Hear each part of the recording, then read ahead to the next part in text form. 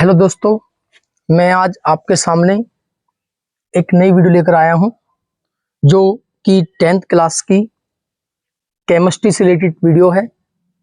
और इस वीडियो में जो चैप्टर है आपका वो है केमिस्ट्री का एक चैप्टर है, रासायनिक विज्ञान बोलते हैं इसका, कार्बनिक रसायन, कार्बन एंड इट्स कंपाउंड्स। ये चैप्टर इतना महत्वपूर्ण चैप्टर है आपका कि आपका यहाँ से बेस स्टार्ट होता है और आप जब तक अपनी केमिस्ट्री पढ़ोगे लास्ट टाइम तक आपका ये चैप्टर खत्म होने वाला नहीं है। केमिस्ट्री का बेस है, स्टार्टिंग बेस है ऑर्गेनिक केमिस्ट्री का। तो उस चैप्टर में हमारे जो ऑर्गेनिक कंपाउंड्स हैं उनके कुछ बेस हैं, तो उसके अकॉर्डिंग हमें कुछ याद रखना होता है। सबसे पहले तो मैं बताता हूँ जो आपके ऑर्गेनिक कंपाउंड्स होते हैं। ऑर्गेनिक कंपाउंड्स जो हाइड्रोकार्बन होते हैं वो हाइड्रोजन और कार्बन से जो बने यौगिक होते हैं, कंपाउंड होते हैं, उन्हें कहा जाता है हाइड्रोकार्बन। हाइड्रो मीन्स हाइड्रोजन और carbon means carbon. Hydrocarbon hydrogen और कार्बन से जो बने यौगिक होते हैं, जो बने कंपाउंड होते हैं, वो कहलाते हैं हमारे हाइड्रोकार्बन।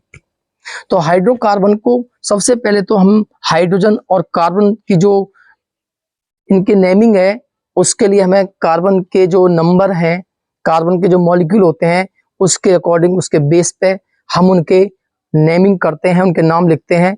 आईयूपीएसी नाम लिखते हैं, सिंपल नेम लिखते हैं, वो सब उसी के अकॉर्डिंग होते हैं। तो उसमें हमें सबसे पहले क्या करना होगा, जो कार्बन के जो मॉलिक्यूल है, नंबर है, उसको हम क्या कहते हैं वो हमें सबसे पहले तैयार करना होगा। उसमें आप देखोगे सबसे पहले आपको देखना है, अगर कार्बन का आपका 1 कंपाउंड है तो उसे कहा जाता है मैथ, METH, उसे कहा जाता है मैथ।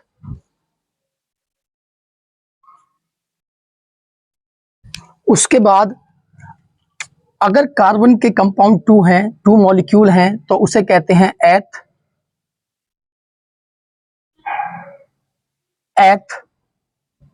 यदि कार्बन के 3 मॉलिक्यूल हैं तो उसे कहा जाता है प्रोप। अगर कार्बन के 4 मॉलिक्यूल हैं तो इसे कहा जाता है ब्यूट। बट अगर कार्बन के 5 मॉलिक्यूल हैं तो इसे कहा जाता है आपका पेंट। अगर कार्बन के 6 मॉलिक्यूल है तो इसे कहा जाता है हेक्स।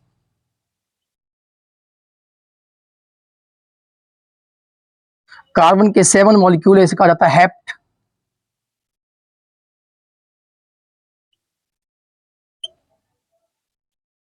कार्बन के 8 मॉलिक्यूल है, इसे कहा जाता है ऑक्ट। ऑक्ट। कार्बन के 9 मॉलिक्यूल है, इसे कहा जाता है नन। कार्बन के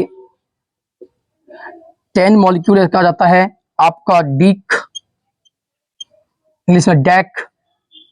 ये आपके कार्बन के जो मॉलिक्यूल है, नंबर है, उसके अकॉर्डिंग हम उसकी नेमिंग किस प्रकार करते हैं, बहुत महत्वपूर्ण है। इसी से हम कार्बन के जो कंपाउंड है उनकी नेमिंग करते हैं। अब हमारे जो ऑर्गेनिक कंपाउंड हैं उसे हमने 2 पार्ट में डिवाइड किया होता है। एक होते हैं ओपन चेन ऑर्गेनिक कंपाउंड्स, एक होते हैं क्लोज चेन ऑर्गेनिक कंपाउंड। एक ओपन चेन और एक क्लोज चेन ऑर्गेनिक कंपाउंड्स। तो हमारे कोर्स में 10th क्लास में जो मेन कंपाउंड्स हैं वो ओपन चेन ऑर्गेनिक कंपाउंड्स हैं, क्योंकि ये हमारे कोर्स में आते ही नहीं है, बहुत कम है। इसके जो कंपाउंड्स होते हैं वो मैं आपको बताऊंगा, लेकिन सबसे महत्वपूर्ण जो कंपाउंड्स हैं वो आपके हैं ओपन चेन ऑर्गेनिक कंपाउंड्स। ये जो ओपन चेन ऑर्गेनिक कंपाउंड्स हैं इन्हें हम 2 पार्ट्स में डिवाइड करते हैं। वो 2 पार्ट्स होते हैं आपके,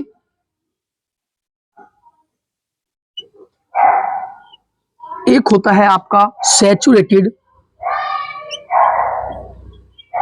हाइड्रोकार्बन,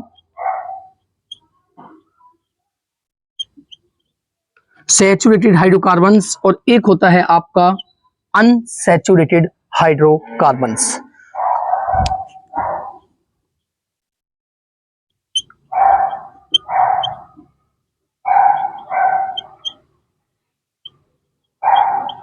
तो 2 टाइप के जो आपके ओपन चेन ऑर्गेनिक कंपाउंड्स होते हैं, एक होता है आपका सैचुरेटेड हाइड्रोकार्बन्स, एक होता है आपका अनसैचुरेटेड हाइड्रोकार्बन्स।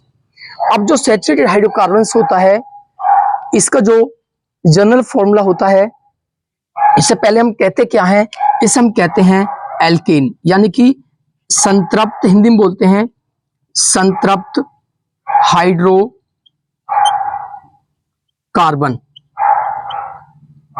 और इसे बोलते हैं असंतृप्त हाइड्रोकार्बन। तो टू टाइप्स के होते हैं आपके, एक संतृप्त और एक असंतृप्त हाइड्रोकार्बन होते हैं आपके, सैचुरेटेड और अनसैचुरेटेड हाइड्रोकार्बन। अब आपके जो ओपन चेन को बोलते हैं, हिंदी में बोलते हैं कि खुली श्रृंखला वाले यौगिक, खुली श्रृंखला वाले यौगिक कहते हैं इन्हें हम, और जो आपके क्लोज हैं, ये बंद श्रृंखला वाले यौगिक होते हैं, इन्हें कहा जाता है बंद श्रृंखला वाले यौगिक। तो आप देख रहे हो जो ऑर्गेनिक कंपाउंड हैं उन्हें हमने टू पार्ट में डिवाइड किया है। एक होते हैं ओपन चेन ऑर्गेनिक कंपाउंड्स, जिन्हें कहते हैं खुली श्रृंखला वाले यौगिक, एक होते हैं आपके क्लोज चेन ऑर्गेनिक कंपाउंड्स, जिन्हें बोलते हैं बंद श्रृंखला वाले यौगिक। तो दोनों ही प्रकार के यौगिक हैं, आपके कोर्स में जो ज्यादातर हैं वो खुली श्रृंखला वाले यौगिक ओपन चेन ऑर्गेनिक कंपाउंड्स हैं, जिन्हें हमने टू पार्ट्स में डिवाइड किया है। एक होते हैं सैचुरेटेड हाइड्रोकार्बन्स, जिन्हें कहते हैं संतृप्त हाइड्रोकार्बन्स, दूसरे होते हैं अनसैचुरेटेड हाइड्रोकार्बन्स, जिन्हें कहते हैं असंतृप्त हाइड्रोकार्बन्स। अब ये जो हमारे संतृप्त हाइड्रोकार्बन्स होते हैं, इनका जो जनरल फॉर्मूला होता है, इन्हें हम एल्केन भी कहते हैं, एल्केन, जिन्हें हम लिख सकते हैं एल्केन। ये एल्केन्स होते हैं आपके, और जो इनका फॉर्मूला होता है CnH2n+2 होता है, और इसमें जो बॉन्डिंग होती है वो सिंगल बॉन्डिंग होती है सैचुरेटेड हाइड्रोकार्बन्स के अंदर। कार्बन कार्बन के बिटवीन जो होती है वो सिंगल बॉन्डिंग होती है, और सिंगल बॉन्डिंग का मतलब होता है एकल बंध। एकल बंध सिंगल बंध होता है, उसके अंदर सिंगल बॉन्डिंग होती है सैचुरेटेड हाइड्रोकार्बन्स के अंदर, और इसका जनरल फॉर्मूला होता है CnH2n+2।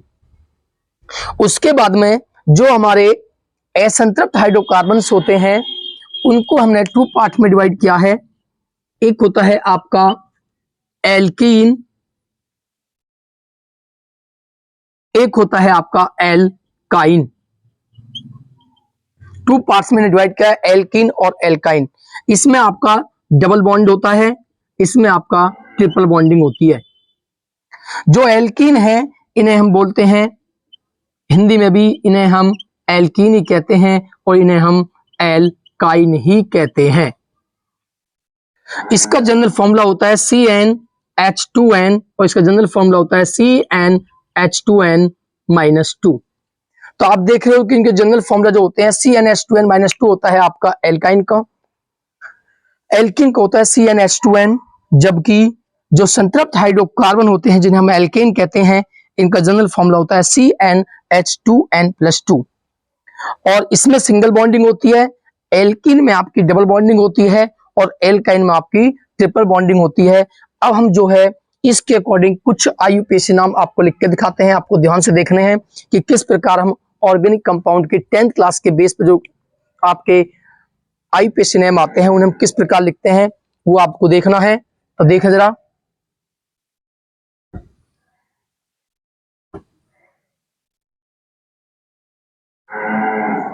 सबसे पहले तो आपको कुछ बेस बताता हूं मैं, आपको ध्यान से देखना। अगर आप देखते हो C4 लिखा हुआ है, H8 आपका यहां पर लिखा हुआ है, तो सबसे पहले आपको देखना है कार्बन नंबर। आप देख रहे हो यहाँ पर कार्बन के जो मॉलिक्यूल है 4 है, और आप देख रहे हो जो 4 के लिए हम लिखते हैं वो ब्यूट लिखते हैं, बट लिखते हैं, तो आपको होगा ब्यूट बट ब्यूट। और आप चेक करो इसमें कि इसमें कार्बन के नंबर का ट्वाइस करोगे तो 4 का ट्वाइस करोगे तो आपका होता है 8। तो यहाँ ट्वाइस ये दुगना ही है, 4 का दुगना होता है 8, ट्वाइस होता है 8, तो वो दुगना ही है, 8 ही है यहाँ पे। तो आप चेक करो, ट्वाइस होता है एल्किन में, तो इसमें हम जोड़ते हैं, इसमें जोड़ते हैं एल्क प्लस एन, एल्क प्लस एन, इसमें जोड़ते हैं एल्क प्लस इन, इसमें जोड़ते हैं एल्क प्लस आइन, YNE, ये इसमें हम प्लस करते हैं। तो जो इसमें देख रहे हो 4 टू जा 8, 8 मॉलिक्यूल है, ट्वाइस है कार्बन के मॉलिक्यूल का। तो जो कार्बन के जो कम नंबर है वहां पे 4 है और इसका ट्वाइस है यहाँ पे 8। ट्वाइस होता है आपका किसमें, एल्कीन में, तो इसमें हम जोड़ देंगे इन, तो ये बना आपका ब्यूटीन, और इंग्लिश में बोलेंगे इसमें बट, ब्यूटीन।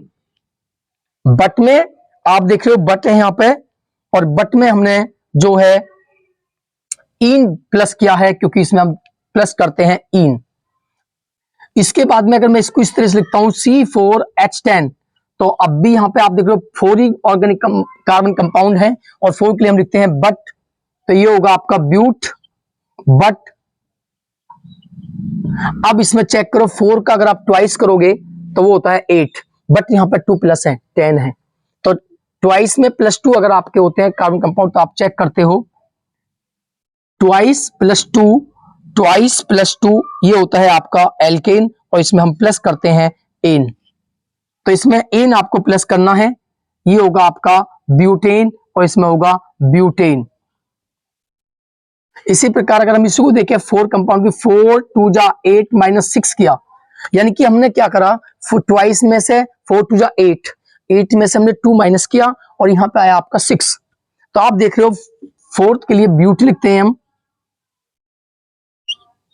बट 4 का ट्वाइस 8 होता है, लेकिन यहाँ पे -6 है, 6 है, 2 माइनस किया है आपने, तो -2 होता है आपका आइन में, तो इसमें क्यों करेंगे ब्यूटाइन, इसका नाम हुआ ब्यूटाइन, और इसे लिख सकते हैं हम इस तरीके से BUTYNE, ब्यूटाइन, तो इसका नाम है ब्यूटाइन। इसी प्रकार हम सभी ऑर्गेनिक कंपाउंड सकते हैं। मैं और दिखाता हूं आपको, अगर हम यहां लिखते हैं CH4, तो यहां कार्बन के जो मॉलिक्यूल है, 1 मॉलिक्यूल है, 1 के लिए हम लिखते हैं मैथ, तो यहां आएगा मैथ, यानी कि METH, मैथ।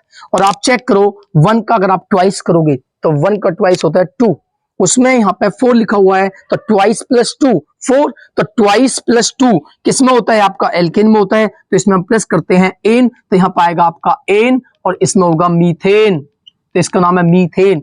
इसी प्रकार अगर आप चेक करते हो C2H6 लिखा हुआ है आपका, तो इसमें कार्बन के 2 मॉलिक्यूल हैं, और 2 के लिए हम लिखते हैं ईथ, एथ, ईथ। और इसमें आप ट्वाइस का, इसका 2 का ट्वाइस कीजिए 4, 2 का दुगना 4 होता है, उसमें आपने यहाँ पे 6 है, 2 प्लस है, तो ट्वाइस प्लस 2 आपका होता है एन, तो ये होगा आपका एथेन, और इसमें होगा आपका इथेन। इस प्रकार हम किसी के भी नाम, सिंपल नाम लिख सकते हैं।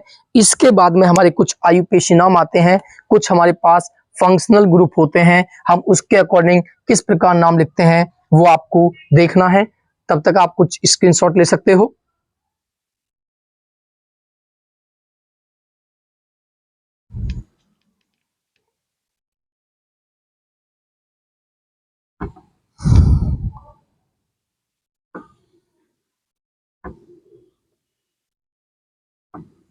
अब मैं आपको कुछ आयुपेशी नाम बताता हूं, कुछ फंक्शनल ग्रुप होते हैं 10th क्लास में, हम उसके आयुपेशी नाम किस प्रकार लिखेंगे वो आपको देखना है। सबसे पहले मैं आपको बताता हूं, एक होता है आपका, एक ग्रुप होता है आपका, उसे बोलते हैं हम एल्कोहल, एल्कोहल ग्रुप। एल्कोहल जो होता है, इस एल्कोहल ग्रुप को कहे जाते हैं, एल्कोहल ही बोलते हैं हिंदी में भी। इसका आयुपेशी नाम, इसका सिंबल क्या होता है, इसका सिंबल होता है OH, इसकी वैलेंसी होती है 1, ऑक्सीडेशन नंबर होता है -1। ये एल्कोहल कंपाउंड ग्रुप है आपका, फंक्शनल ग्रुप है एल्कोहल का, ठीक है। उसमें क्या है, इसके नेमिंग हम 2 प्रकार से कर सकते हैं, एक सिंपल नेमिंग और एक होता है IUPAC नेमिंग। तो सिंपल नेमिंग और IUPAC नेमिंग में क्या डिफरेंट होगा ये देखना है आपको। जब हम इसका सिंपल नेमिंग लिखते हैं तो वो किस प्रकार लिखते हैं, वो होता है एल्काइल एल्कोहल, एल्काइल एल्कोहल, यानी कि एल्किल एल्कोहल। और इसमें जो IUPAC नाम में आप लिखते हो वो इस तरह से हो जाता है, एल्केन जो होता है आपका उसमें ऑल प्लस करते हैं तो लिख सकते हैं एल्केन प्लस ऑल, यानी लिख सकते हैं एल्केनॉल। ये इसका IUPAC नाम होगा एल्केनॉल, यानी कि एल्केनॉल, यानी कि क्या लिखते हैं इसके अंदर, एल्केन में प्लस ऑल प्लस करते हैं तो आपका IUPAC नाम बच जाता है एल्केनॉल। तो इस प्रकार हम IUPAC नेम लिखते हैं। अब मैं आपको इसका IUPAC नेम लिखकर दिखाता हूं, कुछ IUPAC नेम जो आपके बोर्ड के लिहाज से इंपॉर्टेंट होते हैं वो लिखकर दिखाता हूं मैं आपको, इसके सिंपल नेमिंग में भी और IUPAC नेमिंग में भी। तो आप देखोगे यहां पे आपका कंपाउंड है, ऑर्गेनिक कंपाउंड है, और यहां पर है आपका सिंपल नेमिंग, और यहां पर है आपका IUPAC नेम। सबसे पहले तो आपको एक बात दिमाग में आ रही होगी कि जो एल्काइल होता है ये एल्काइल ग्रुप क्या होता है। सबसे पहले तो ये पता लगाना कि एल्काइल ग्रुप होता क्या है आपका। मैं आपको बताता हूं एल्काइल ग्रुप होता क्या है, लिख देता हूं, इसकी डेफिनेशन आपको बताऊंगा बाद में मैं। जो एल्काइल ग्रुप होता है जिसे कहते हैं एल्किल समूह, ये क्या होता है, अगर आप एल्केन जिसका फॉर्मूला होता है एल्केन का CnH2n+2, इसमें सु अगर आप एक हाइड्रोजन निकाल दो, कम कर दो, तो हमारा alkyl group alkyl group form होता है। यहां पे 2n+2 है, आप इसके प्लेस पर 2n+1 कर दीजिए, आपका एल्काइल एल्किल ग्रुप फॉर्म हो जाता है। तो अब इसमें क्या होगा, इसके कुछ मैं बता देता हूं। एल्काइल ग्रुप में आपको होता है, यदि आप देखो CH3C2H5, यानी कि कार्बन के मॉलिक्यूल का ट्वाइस कर दुगुना कर उसमें 1 प्लस कीजिए। इसका ट्वाइस करोगे 2 + 1 3, 2 का ट्वाइस करोगे 4 + 1 5, 3 का ट्वाइस करोगे 6 + 1 7। ये होता है एल्काइल। और एल्काइल को हम जो शो करते हैं, इसका सिंबल होता है R, इसे R से प्रदर्शित करते हैं एल्काइल को, तो इसका सिंबल होता है R। अब आते हैं हम यहां पर CH3, हमने एल्काइल लिया CH3 और इसमें OH किया आपने, C2H5 इसमें आपने OH किया, C3H7 इसमें आपने OH किया। अब ये कुछ कंपाउंड लिखे हुए हैं आपके एल्कोहल के, इसके IUPAC नाम लिखते हैं हम। सबसे मेन जो होते हैं वो आपके दो होते हैं, इसे कहते हैं मिथाइल एल्कोहल और इसे कहते हैं इथिल एल्कोहल। तो इसके सिंपल नेम कैसे लिखते हैं मैंने आपको बताया। सिंपल नेम में आपको एल्काइल एल्कोहल लिखना है। तो एल्काइल का मतलब है यहाँ पे कितने कार्बन है आपके 1, तो 1 के लिए बोलते हैं मेथ, तो मिथाइल एल्कोहल, ये होगा मिथाइल एल्कोहल। इसमें कार्बन के 2 कंपाउंड है तो 2 के लिए लिखते हैं हम, 2 के लिखते हैं ई, तो इथाइल एल्कोहल, इथाइल एल्कोहल। इसमें कार्बन के 3 कंपाउंड है, 3 के लिखते हैं हम प्रोपाइल एल्कोहल।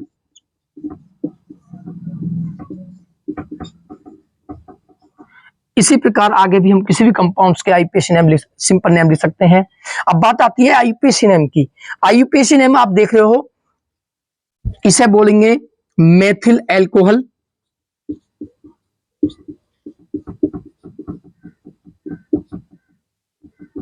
इसे कहते हैं इथिल एल्कोहल,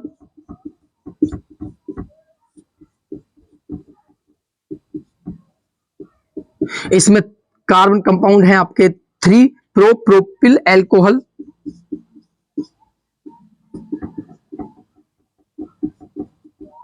अब आते हैं IUPAC नेम की बात। IUPAC नेम में मैंने आपको बताया था एल्केन प्लस ऑल, एल्केन में प्लस ऑल आपको प्लस करना है, लिख सकते हैं एल्केनॉल। तो ये जो देख रहे हो यहाँ पे आप देख रहे हो मीथ है, तो मीथ ऑल प्लस करेंगे मीथेन प्लस ऑल मीथेनॉल, एक कार्बन के लिए मैथ तो हो जाएगा मीथेनॉल, मीथेनॉल। इसमें 2 कार्बन है इथेनॉल, इसमें आपके 3 कार्बन है प्रोपेनॉल। अब इनके हिंदी में जो इसके आईपीएस नेम होंगे मीथेनॉल,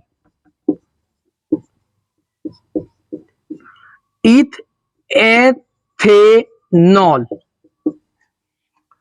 प्रोपिल प्रोपेनॉल। इस तरीके से हम इनके आईपीएस नेम लिख सकते हैं। तो ये ऑर्गेनिक कंपाउंड की आपकी फर्स्ट वीडियो है। इसमें मैंने आपको ऑर्गेनिक कंपाउंड के बेस के बारे में आपको बताया है, और ऑर्गेनिक कंपाउंड का जो बेस होता है उसमें मैंने आपके जो मेन है आईयूपीएसी नेम होते हैं, आईयूपीएसी नेम किस प्रकार हम बनाते हैं वो मैंने आपको बताए। इसमें जो मुख्य मैंने आपको बताया था वो फर्स्ट बताया था आपको एल्कोहल, और एल्कोहल का जो आईयूपीएसी नाम और सिंपल नेम किस प्रकार लिखते हैं ये मैंने आपको बताया। ये सीबीएसई और यूपी बोर्ड दोनों क्लास के बच्चों के लिए है, ध्यानपूर्वक इन्हें देखें। नेक्स्ट वीडियो में हम और जो इनके बचे हुए आईयूपीएसी नेम वो आपको बताएंगे, उसे आप देखना। और ज़्यादा से ज़्यादा इस वीडियो को लाइक करें, सब्सक्राइब करें, कमेंट करें, और मैं नेक्स्ट वीडियो में आपसे पुनः मिलता हूं। तब तक के लिए आपका इस वीडियो को देखते रहें और आपको बहुत बहुत